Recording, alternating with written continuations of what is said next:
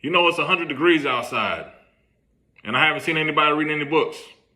But if you let the media and these black political leaders tell it, racism and book banning is the #1 issue for black Americans in Florida. Really? You mean to tell me the past 20 years of bad third grade reading proficiency, which leads to the school to prison pipeline, because if these kids are illiterate and they can't read, they're going to end up in prison because they're building beds for them. But that wasn't an issue. It wasn't until they started banning books that it became an issue in Florida for our kids. You mean to tell me that the black church, AMEs, the non-denominations, and the other denominations have said, yeah, we're going to start teaching African-American history at the church. The same church that people really stopped going to after the pandemic. However, keep it there. You mean to tell me that you're going to bring a whole lot of potentially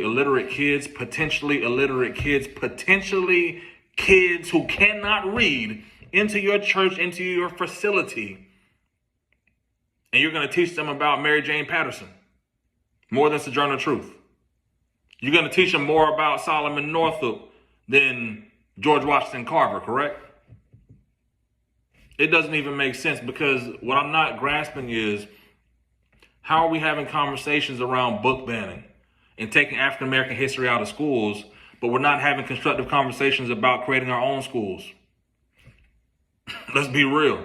The Democrats will tell you, yes, they're defunding public education, but the Republicans will tell you, you can take ownership of your own kids' education. Open your own schools.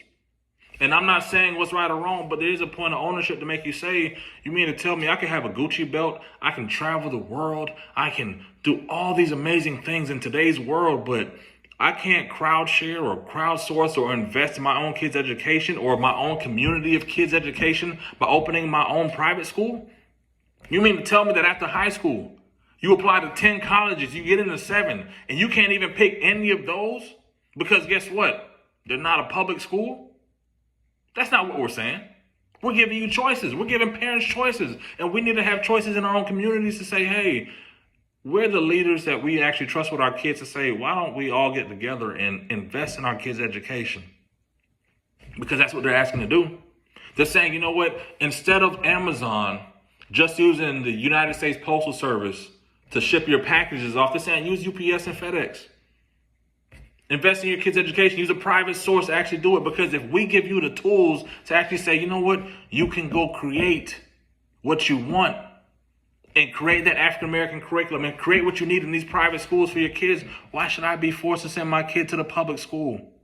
If they're creating an opportunity, why are we so stuck and so focused in the nature of saying the public school is the only option we have? You mean Marc Lamont Hill and Candace Owens can debate this, but nothing clicks in Marc Lamont Hill's head to say, damn, who can I partner with to open up some black schools and black communities? Some black charter schools, some black private schools like a LeBron James. Think about it. Maybe we're too scared of the criticism. I read some reports years ago that said the 8th graders in his school weren't proficient in reading. That's nice. You know why? Because we knew that in 3rd grade. We knew that the kids in 8th grade couldn't read because they didn't have the proficiency. They didn't have the literacy. They were illiterate damn near in 3rd grade. So we knew we're going to make some prison beds for them unless you help get them a trade, get them a job, correct their path, and put them on a better path to maybe go to college or just make a better way for themselves. That's what we're talking about. Banning books isn't the issue. Investing in our kids investing in our kids is the issue. That's the problem. We have too many talking heads who just want to talk the talk and say, hey, you know what? This is the issue that black people care about. They're taking our history out of schools. They weren't even teaching it. You don't even know about Mary Jane Patterson, do you? The first black woman in America to actually receive a college degree. Oberlin College. She went on to be a principal for the first black school, Dunbar High School, in the DC area, which then, through her instillment, helped put the first black graduate through Harvard, people from the Naval Academy in West Point and other places.